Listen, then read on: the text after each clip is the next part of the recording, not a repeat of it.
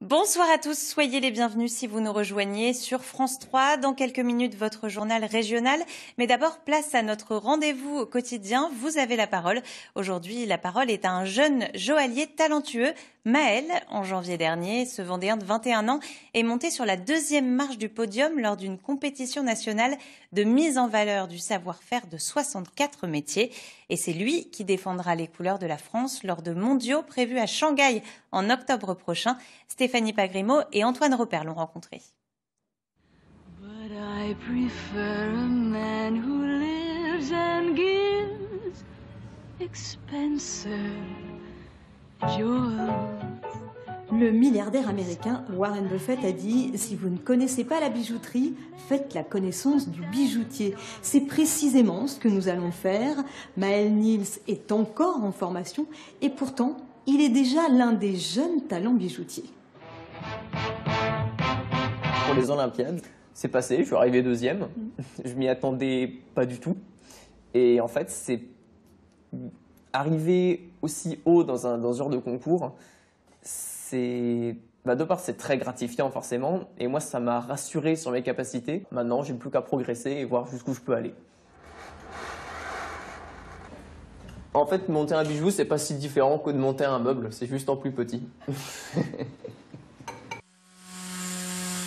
J'adore quand il y a beaucoup de pierres sur les bijoux.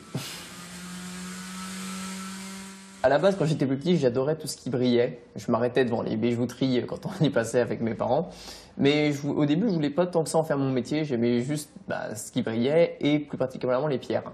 Et en fait, quand je suis arrivé au collège, j'ai découvert en fait complètement par hasard le métier de lapidaire, donc ceux qui taillent les pierres.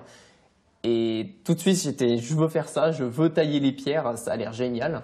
Sauf qu'au final, j'ai pas réussi à trouver d'apprentissage pour faire lapidaire, donc je me suis rabattu sur la bijouterie et au final, ça m'a plu. Donc fabrication d'un pendentif. Pour la fabrication, tu vois comment faire? Ouais, clos. Béliard triangle, un peu bombé. Or ou argent? On fait en argent. Ok. Ouais. Là, j'étais responsable de formation. Donc j'ai repéré ses qualités déjà à l'entrée à l'école.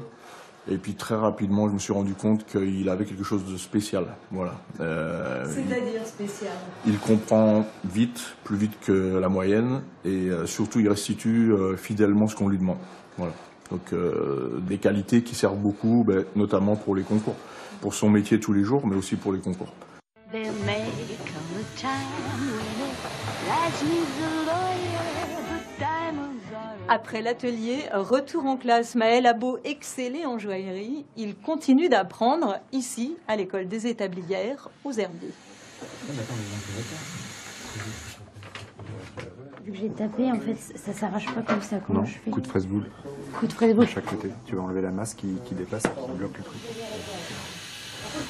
Je l'ai vu à Lyon lors de la finale nationale, décomposer 5 minutes avant. Et à partir du moment où il y a le coup de sifflet et que l'étape elle commence, parce que c'est plusieurs étapes, focus, hyper concentré, il n'y a plus rien qui le déstabilise. Et ça, c'est hyper impressionnant. Parce qu'il y a des caméras qui passent, il y a des gens, il y a 60 000 personnes qui visitent, il y a du bruit, il y a la clim, il y a tout ce qu'il faut pour ne pas réussir son épreuve, quoi. Et lui, il est stacking et c'est incroyable. Vraiment, ça, c'est incroyable. Comme un pro, quoi, comme quelqu'un qui a 20 ans de métier, quoi. On s'inspire de lui un peu, hein, parce que du coup, vu qu'on voit qu'il travaille bien, on lui demande un peu ses astuces, quoi. Donc voilà. Tu les donnes, ça va? Ah oui, il les donne, il n'y a pas de problème. Il n'est pas avare de conseils, donc c'est bien. Il est bien, ce petit Maël. J'ai quelques problèmes de confiance en moi, donc quand on me dit que je travaille bien, forcément, ça me rassure un peu.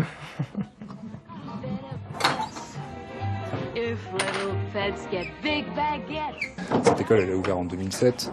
Il y avait 2 élèves la première année.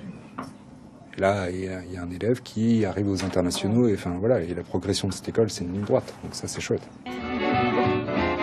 Ici, 15 jeunes devraient obtenir leur diplôme de joaillier. C'est l'une des 2 écoles avec celle de Saumur qui forment à cette profession dans les Pays de la Loire.